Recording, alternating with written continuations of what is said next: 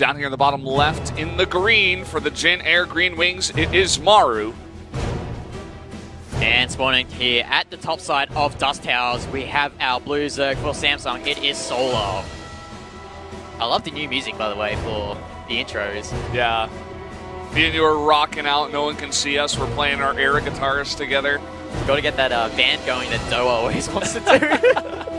Yeah, get the caster band back together. Whatever. It's his first time in the studio. Oh, wow. And he came to watch, who is that, Maru? Maru, yeah. Maru? Okay. Maru. So I guess that's his nickname here in Korea. As we see here, early barracks with the refinery from Maru. No fancy early command center shenanigans from him, while Solar actually going for that expansion at the front. He wants that creep to be spread pretty quickly. Yeah, we'll always have that third base in the back door. You can take that whenever he so pleases. And Dust Tower is a very defensive map. I'm actually surprised we don't see any Protosses on this map. I feel like PvT specifically is quite nice for the Protoss on this one, but... I mean, we saw PvTs on this map, especially Zest and the KT Protosses actually, and SOS. Yeah. They love to do that, take the fourth base, do Turtle with Tempest, and then eventually transition to Carrier Archon.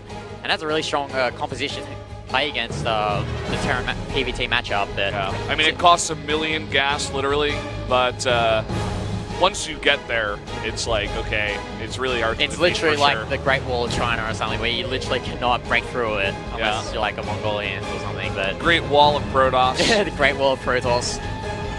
Executive Trump. Make Protoss great again. Sorry, Nathanius. As I see here, the first Reaper coming out for Maru, followed by that Marine for any any Overlords that are trying to sneak into the base. And we see first gas here from Solar after this third hatchery. Nothing too crazy so far from both players.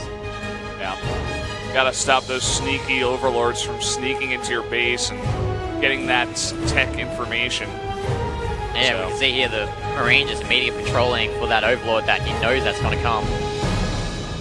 Reaper out on the map now is going to be able to scout the base of Solar and see exactly what is going on here. Wants to keep that alive, make sure it doesn't die. Solar trying to intercept the Reaper here on the ramp. Or tries to get that mine there to do some damage to those Zerglings, but alas is not to be. It doesn't do any damage to those Zerglings, as this for Queen is out at the front expansion of Solar, and that's going to deflect the Reaper away. Yeah.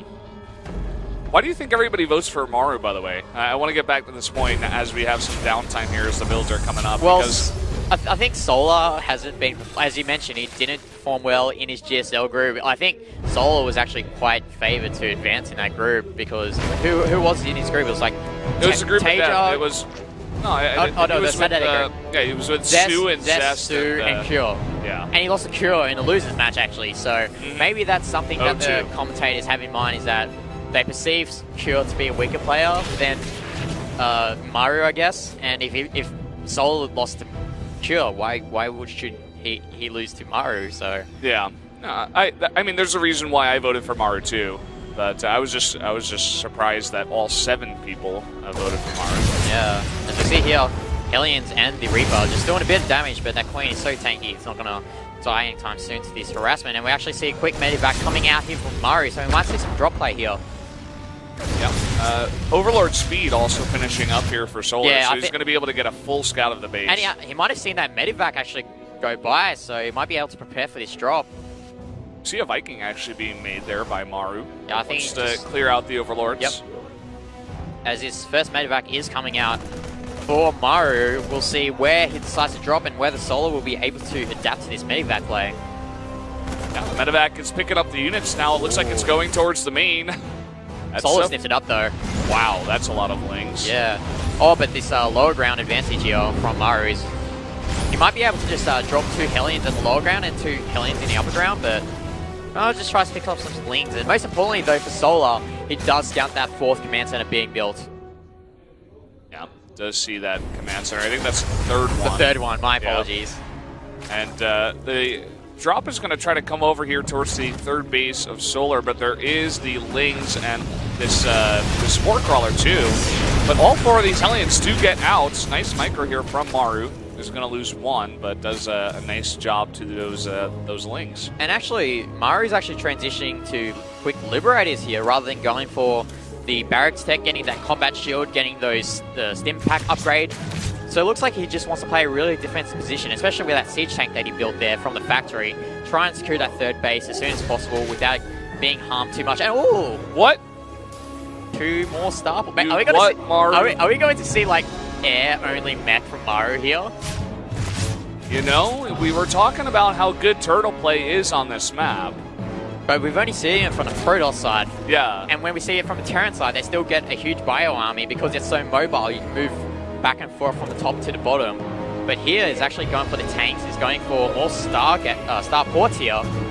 Question is whether it's going to get Vikings or Liberators. This is happening. Oh, Fusion Core. Are we going to see like quick BCs? I'm pretty sure that Fusion Core is for the Liberator upgrade. It looks like it. Well, I mean, he's getting double tech lab now on all of his starports. This is actually happening, GTR. Oh, do you know if there's an armory up yet for... Let me check. I can't see it, actually. It's hidden behind this overlay. 1 second. No armory. No armory okay. just yet. Because if he was rushing for quick battle cruisers, I think getting quick upgrades would be a huge advantage for him. Actually, no, he's going for Banshee, so he might be taking advantage of the fact. I'm not sure if they've actually patched this yet. I don't think they have, but he wants to get the Fusion Core for those quick Banshees because the map is so big. You need the Banshee speed to move around the map and do harassment. Double armory. All right. See the upgrades, and there's the... I think that's the speed upgrade for the Banshees. Hyperflight return, yep. So Hyperflight rotors. And there's the Hyperflight rotors. And the cloak, obviously. Yeah. So. Of course you need a cloak for those Banshees, but we're seeing something new here today, Valdez. This is so awesome. Yeah. We were talking about this. I mean, Protoss is like the turtle on this map. Why not Terran? And we don't see that. Oh, he's going to see this with Overseer. Oh, man. Oh, man. That is huge, actually, that he does get to see that. And I'm actually curious to see how he's going to counter this. Maybe Mass Hydralisk, I'm not too sure. Because those Liberators do splash damage against air, so Spy units, Corruptors, Mutalists will just get eaten up by masses of Liberators, so... Yeah. Oh, looks like it's going to be Corruptors. Lots and lots of Corruptors also going for the Flyer Carapace there, so... Looks like he wants to fight air with air here. And... I actually think that there might be a window of timing before there's enough units that Maru can amass where Solar can just walk in, because you only see there's one siege tank right there. And if Solar does split his Corruptors well, he can possibly snipe those Liberators and let those Zerglings come in. I think he needs a lot more Corruptors, though. He's only got 7. He's making 5 more. And look at this. He's also going to take this base over here behind the rocks. Probably make a planetary. Look at how fast these Banshees are. This is the one thing I'm worried about. Like, how are the Corruptors that are decently slow going to catch up to these Banshees with speed? Yeah, how's the Overseers going to catch up and detect these Banshees? And here we go. Let's see how much damage these Banshees do. Okay, he's just going directly for all the drones here. We do have some detection coming in, but look at this. Just one Corruptor so far. Looks like 10 of these drones have gone down, and he's going to split up his Banshees. He's going to bring ones that don't have any more energy back, and attack with these 2 other Banshees that still do. Sick play here from Maru with these Banshees, but he's going to lose these Corruptors here, not before taking out another drone. And remember, with this gold base that Maru has, he can just spam turrets all over the edge of the base, and nothing can really touch it unless Solar decides to break through those rocks, or maybe even go for a Nidus attack. Now, we saw how slow the Corruptors were there. I feel like if Maru was more active with his Banshees, he could actually just weave in and out if he does have that cloak and just, you know, go for the kills there. We do have the Corruptors now threatening the army, trying to fly around and see what they can get. And he's trying to pick off these Crypt Tumors here, which is what he should be doing a bit earlier. I would like to see maybe Maru going to add maybe a Raven to this composition with these Banshees just to try and stop that creep there, because he's already, Solar is already halfway across the map with that creep.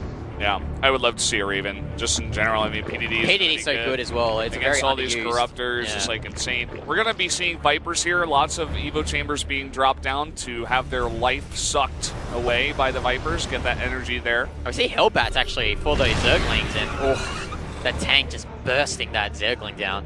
And I think we're going to see a very long split map game here. I swear we've got.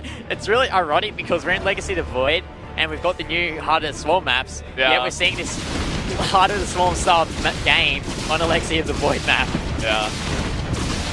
It's really cool. You see the Banshees and their potential with the speed. They come over Doesn't cancel that. Wow. Okay. Just goes ahead and kills the base. And these Zerglings. And he's actually trying to move his entire army to defend this gold base. I'm not sure if that's the best move here from Solo, because Solo can just move around that rock area, I guess. And yeah, especially with the creep spread, you know? Yeah. You can get over there very, very fast. Scan coming down here. Yeah, looks like the rocks have gone down too. Yeah, I guess that scan there was just to confirm what that army composition is, whether it's worth for him to move his army there, I guess, to try and defend that gold base. And actually, it's really peculiar to see that even though, actually, he's got a battle. Here we go, the Lings are running in, and there's not much on the ground. The Liberators have to deal with the Corruptors in the sky, but there's so many Corruptors. Here come the Banelings. Oh, this Banelings just do so much damage to these SCVs, but actually the Planetary Fortress does not go down, but these Zerglings doing so much damage here. The repair keeps it alive. Oh my god, the repair keeps it alive. Unbelievable defend there, unbelievable hold, really nicely done. But the question is, I'm pretty sure their Solo was trying to look for supply to waste, and what is he remaxing on right now? I can check right now. Okay, more Zerglings. Yeah, more Zerglings, 11 Corruptors on the way. I just love how fast this air army is just moving across to defend this base. Yeah. It's ridiculous. Solar's going to have 24 Corruptors by the time this is all said and done. He's made a second Spire as well for double upgrades here, which I feel like is really nice. I feel like Solar's like, okay, this is going late game. I got to get my upgrades up really fast. Whereas, well, Maru's already got 2-2 on his mech. Yeah, and Maru's just happy just to sit back and make Solar waste his units onto his defenses. I mean, those Liberators do a lot of damage to the ground units of Zerg. With the way Zerg units are made with that low HP, they can easily get one shot. Oh, nice abduct there with the Viper. But no Overseer. No Overseer to catch it. Oops. Well, this is going to be interesting with this many Vipers in the composition. 6 Vipers. That's going to be really nice for that. Why can't I think of the ability? The AoE. AoE in the sky. Parasitic Bomb? Yeah, Parasitic Bomb. Look at this. The repair is still keeping this alive somehow, some way. Oh, they need the right. Oh, there's the Parasitic Bomb there on the Liberators. They're actually still stacked. Let's see how much damage they do, though. Oh, man. Oh, okay. There we go. There we go. Those units seem really, really tanky, actually. It doesn't seem like it's doing all that much damage. Oh, another abduct there from the Viper. Another abduct there, too, on the Banshee. He's got the Overseers this time. Does not forget about that.